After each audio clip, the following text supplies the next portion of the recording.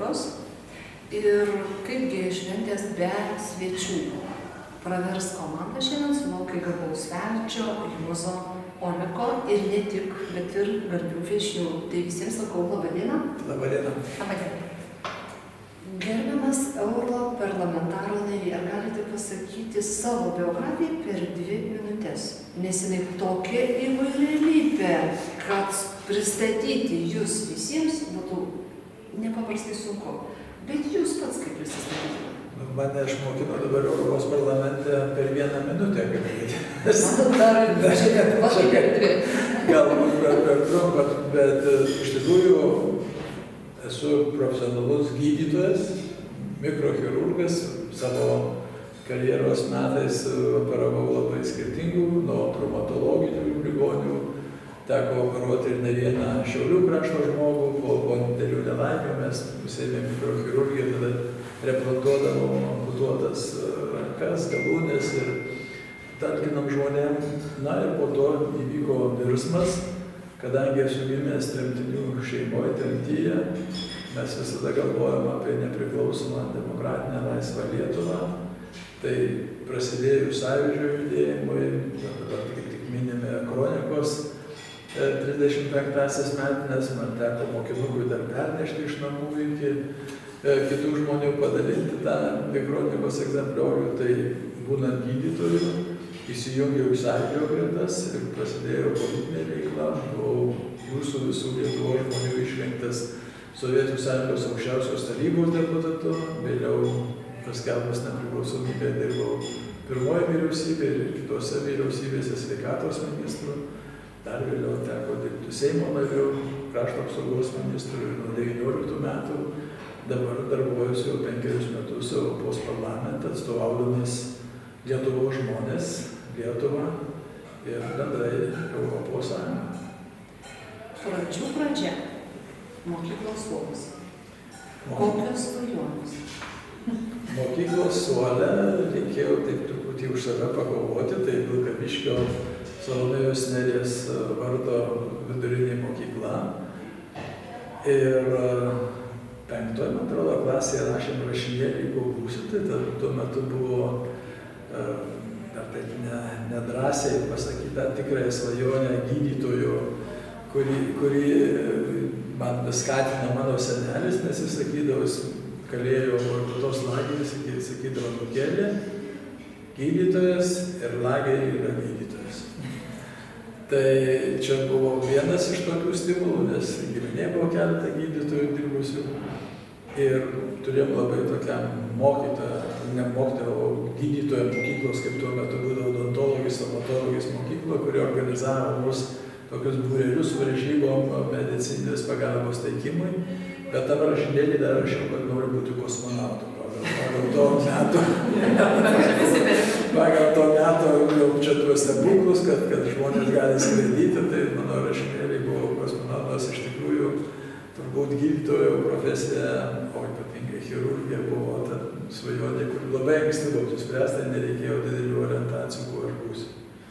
Ar kada nors pamastėte, kad galbūt suklydote pasukdamas į politiką? Iš tikrųjų, man labai miela, smagi, man atrodo, ir tokia garbinga gydytojo profesija, bet gyvenime taip atsitinka, kad tu turi apsispręsti, ar negali nieko padaryti daugiau. Ir Sūduvos krašte mes turėjom nemažai gydytojų. Ir Kazį Grinių, ir Joną Basanavičių, ir Vincą Kudirką. Tai rodė, kad iš medikų tarpo ta politika nėra svetima, kada tu gydai ne tik žmogų, bet tu gydai visą visuomenę, šalį, valstybę. Ir tai turbūt suveikė kažkurio tai momentu ir manyje. Ir aš nuo operacinio stalo labai greitai nuėjau į Sąjūdžio tarybos susirinkimą, į mitingus ir jau tada nebuvo kaip trauktis. Teko pasirinkti.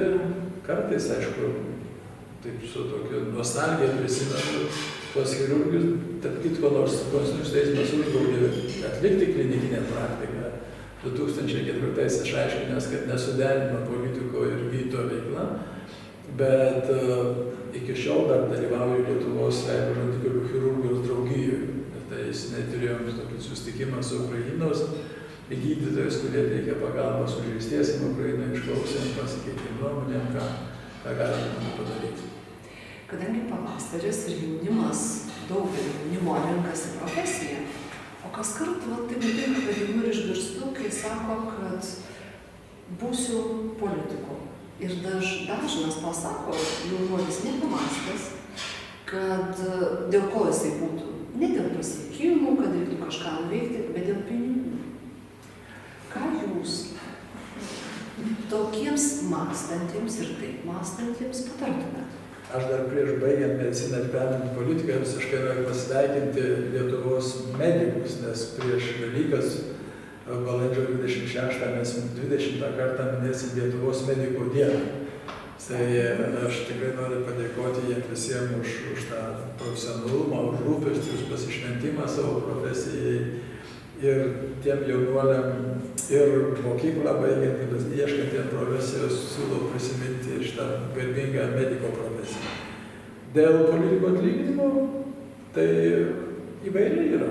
Man atrodo, kad tai nėra pati labiausia, geriausia mokama profesija. Aš ilgą laiką, kai dirbau dar sveikatos ministerijoje, turėjau tokį pavyzdį iš Danijos. Nes Danijoje tiek gydytojo vidutinis atlyginimas, tiek Danijos parlamento nario yra toks pat. Tai aš sakydavau, kad kokio atlyginimo reikia Lietuvos gydytojams, kad reikėtų suvienodintus. Dabar, man atrodo, Lietuvoje nėra toks aukštas atlyginimas, dabar tik priėmė naujas tvarkas ir bus truputį didesnis. Tai tikrai ne atlyginimo. Ten trauka politikoje reikia turėti tam tikras žinias, tam tikrą požiūrį, bet man atrodo labai svarbu ateiti į politiką ne iš universiteto suolų, bet iš gyvenimo. Jeigu tu ką nors galėtum pasiekti gyvenime ar savo profesijoje, šiek tiek subręsti ir tada eiti, nes be tos gyvenimiškos patirties tau tiesiog pavojinga politiko profesija, nes yra rinkimai demokratinėse valstybėse ir tu gali labai sėkmingai iš universiteto suolo tapti kažkokiu tai politiku, ar savivaldos, ar Seimo, o po 4 metų tu vėl likti gatvėje, nes tada tiesiog neišrinks. Ir tada turėti savo kažkokią profesiją, tau visada bus labai teisingas, geras kelias, kad tu galėsi atsitraukti, tu nebijosi, neturėsi būtinybės prisitaikyti, kažkam pataikauti, o tu gali savo tą sritį, kurią tu atstovauji, nes politikoje nėra politikų. Politikoje yra sveikatos politika, yra švietimo politika, yra socialinė, ekonominė, finansai,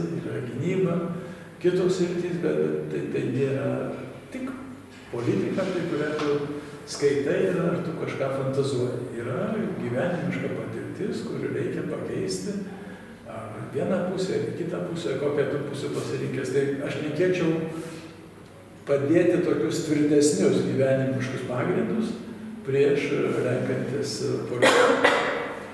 Ko nesitikėjote politikoje? Pradėjus. Sunku net pasakyti, turbūt, nes nelabai tikėjausi būti politiku, pirmiausia, turiu pasakyti. Aš galvojau, kad toliau operuosiu ir vis daugiau galėsiu žmonėm padėti. O ko taip skirtingai negu mano chirurginiai profesija, kad labai lėtėja sprendimų įgyvendinimas. Prie chirurginio stalo aš visada galėjau padaryti taip, kaip man atrodė geriausia ir matyti po kurio laiko savo rezultatą, po operacijos, galbūt ne kitą dieną, bet praėjus savaitę, dieną ar metam jau tikrai matydavai, kaip viskas einasi. Politikoje tas labai įsiutėse užtrunka. Pavyzdžiui, Europos parlamente mes dabar priėmėm kai kurios dokumentus, kuriuos pradėjom svarstyti prieš 4 metus.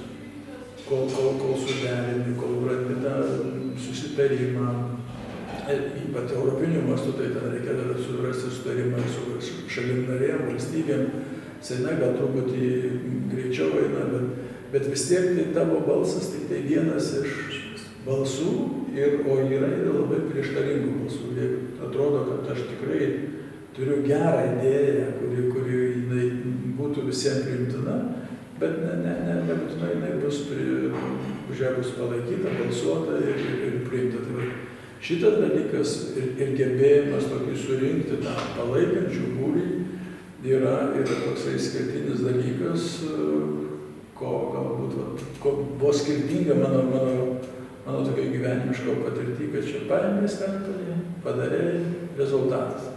O čia ir juo labiau, kuo toliau, aš jeigu lyginu 90 metus, kada man teko dirbti sveikatos ministru, tada dar sveikatos ministro įsakymas daugiau reikia. Dabar jau yra daugybė Seimo įstatymų, yra tvarkos europinės ir tu turi čia įsitaikyti, surasti tam tikrą sprendimą.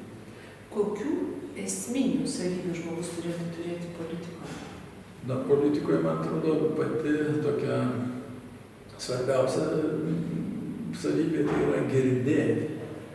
Girdėti, ką žmonės kalba, ką jie siūlo, kokios yra jų problemos. Ir įsiklausus ir išgirdus tą tikrą esmę problemos, kad tu tada galėtum ją įspręsti. Na, o tada, kaip sakiau, reikia labai turėti tokią gebėjimą suburti žmonės, kurie tave palaikytų. Bet pirmiausia, reikia išgirsti. Gal parekomenduotumėt jaunimui paskaityti kokį leidinį apie politiką, apie kažkokius tai pavyzdžius politikoje, kad turėtų tokį bendrą supratimą apie tai?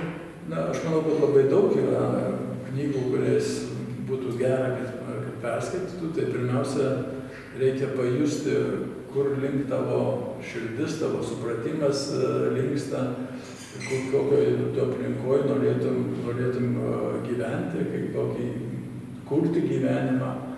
Tai čia daug yra tokių knygų, kurios nušviečia, pavyzdžiui, socialdemokratų poziciją ar svarstymą ir kitų politinių krypčių, kad atsiremti. Kita tokia kryptis tai yra pasisemti patirties iš jau gyvenusių ir patyrusių, kaip paskaityti, pavyzdžiui, apie Kazimierą Venclauską. Čia šiaurietį, kuris sugrįžo iš steigiamųjų Seimų, iš pirmųjų Seimų, kuris dirbo savo darbą, teisinį darbą, advokato, kuris augino, rėmė didelės šeimynas, priglausdavo tuos, kurie neturėjo kur prisiglausti. Ir savo pavyzdžių rodė, kaip reikia kurti geresnę Lietuvą. Tai tokių knygų, tokių leidinių tikrai yra gausybė.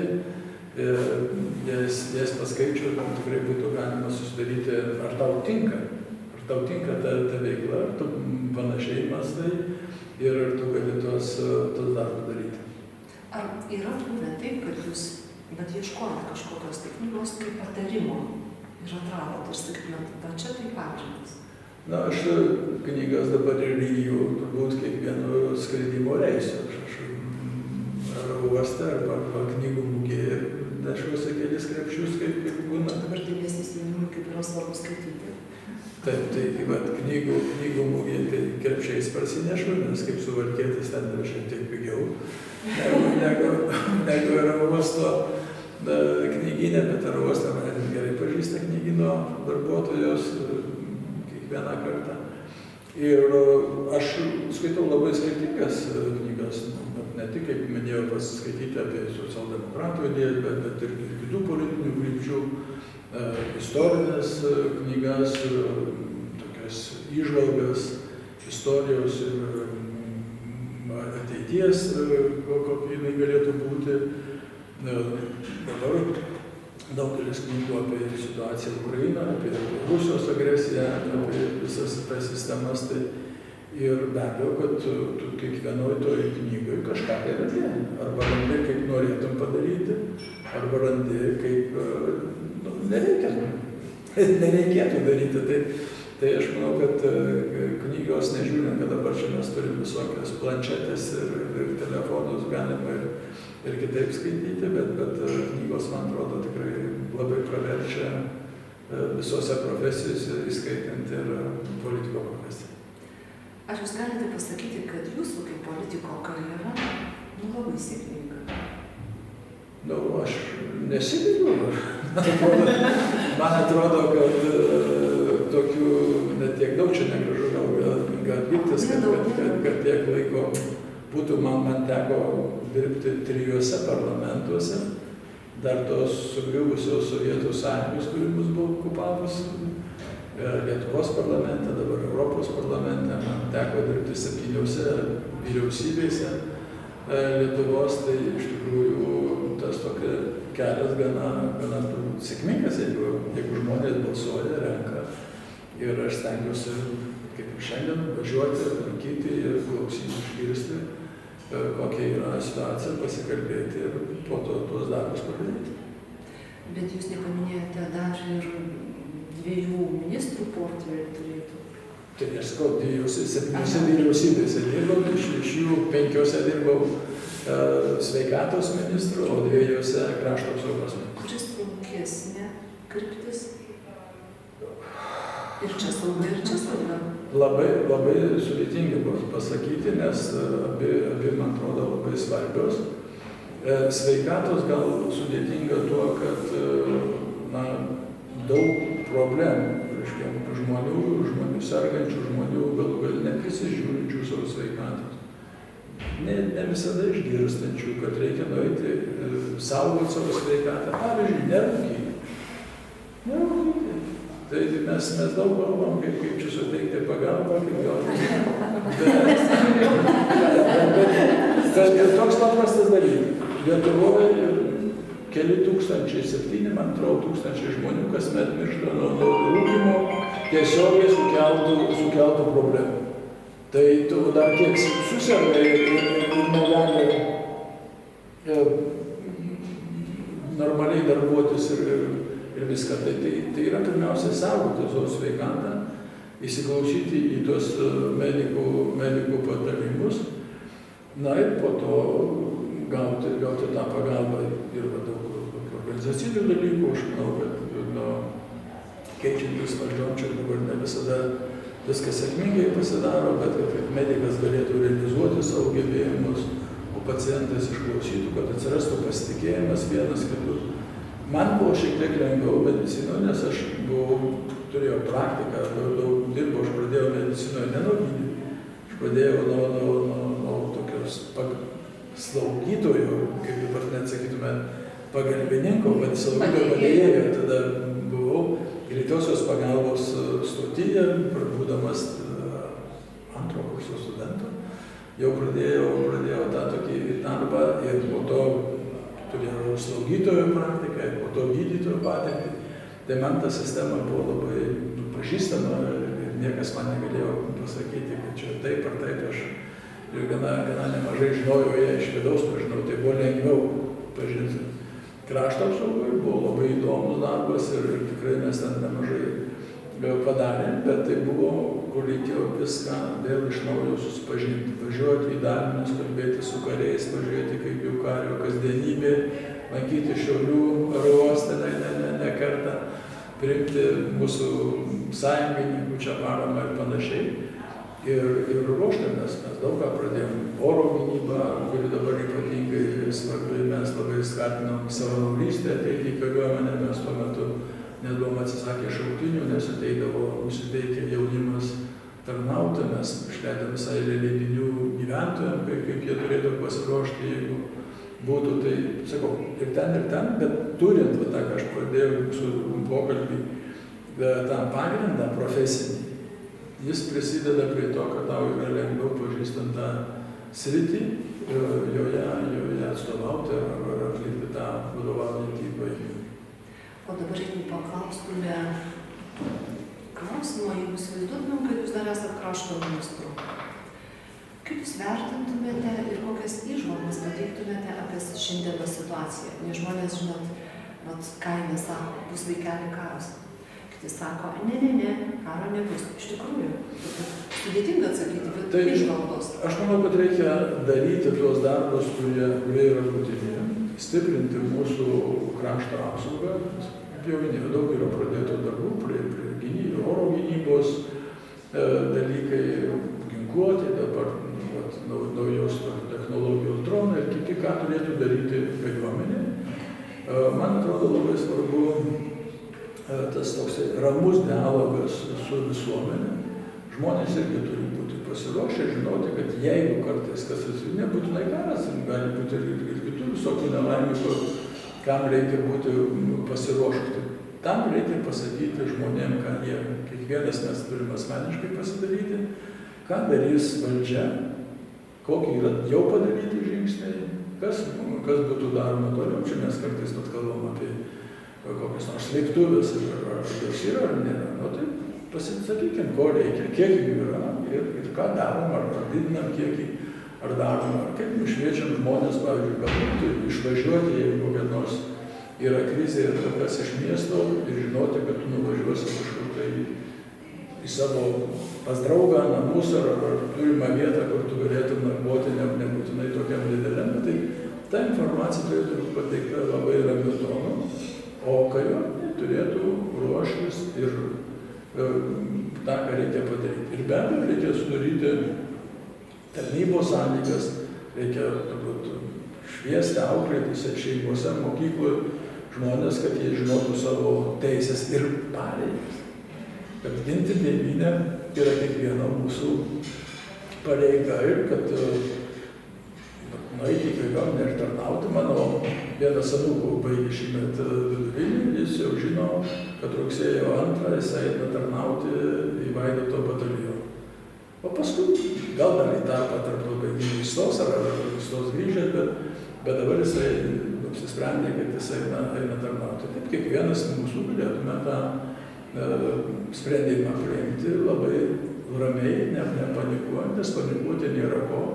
Lietuva įstojo, pasirinko savo kelią teisingai, įstojo į NATO alijansą, mes turim profesionalus karius tiek Lietuvoje, tiek savo sąjungininkus, kurie yra sudaryti planai, kaip reikėtų gintis, jeigu reikėtų. Ir aš manau, kad tie planai ir pasirengimas ne tiek, kad kaip ginsim, bet parodymas, kad nėra ko čia mūsų užpulti.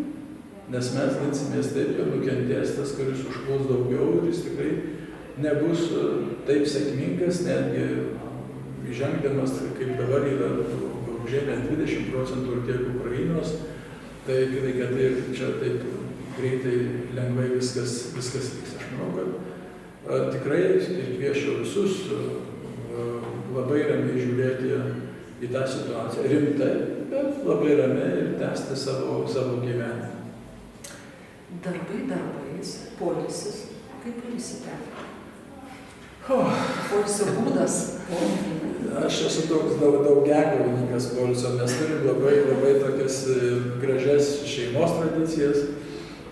Na, štai tai Velykos, turbūt susirinksim giminiai kokie 70 žmonių mūsų sodyboje. Čia taip įpratino mano mama su savo seserim, broliais, jie visada viens pas kitą lankydavo, tai dabar mes ne tik broliai, pusbroliai, bet gal antros ar net trečios eilės susirinkam ir pabūnam kartu. Ir įvairių sportai. Anksčiau daugiau žaidžiau futbolą, toks komandinio žaidimo, kad dabar jau tų mano futbolistų, mano amžiaus netiek daug likę, tai su jaunimu ne visada spėju, tai dabar daugiau žaidžiu tenisą, bet šeima turim tradiciją kiekvienais metais minti dviračius, esam atmynę Šiaulius, pro Kryžių kalną, po kitas gyvenvietės apsukę pro Kelmę, čia važiavę šituose kraštuose, tai mes vis kokį nors Lietuvos gabalėlį pabandom apvažiuoti, kad matytume, kaip atrodo ta Lietuva. Mes matytume, mūsų vaikai, anūkai jau dabar daugiau matytų ir pažintume šitą kraštą, kad mūsų meilė ryšį dar labiau stiprėtų. Kitą savaitę turime tokią baidarinę, kur su daugiau draugais mes kuriam nors upėm, šušvečiame taip toli, ne taip seniai plaukėm, ar kitom ir praleidžiam tą laiką. Tai to laiko nėra tiek daug, bet kai susiplanuoji, tai gali šiek tiek ir dar kadaus koncertas, dar šokiai, kokį nors tai atsiranda. Ir jūsų palinkėjimas mūsų stebėtojams, klausytojams? Na, aš pirmiausia linkiu tokios darnos, ramybės ateinančių Velykų progai ir tokio pavasariškos šilumos kiekvieno širdyje, nes iš tikrųjų tos didžiosios Velykų šventės, kurios artėja, labai svarbu, kad būtų pasitikta su pasitikėjimu, su nuotaika, su bendrystė vienas kito būryje ir ta mūsų visų bendrystė ir džiaugsmas čia gyventi Lietuvoje tik stiprėtų. Ačiū už pokalbį. Ačiū. Gražių švenčių jums. Jums taip pat.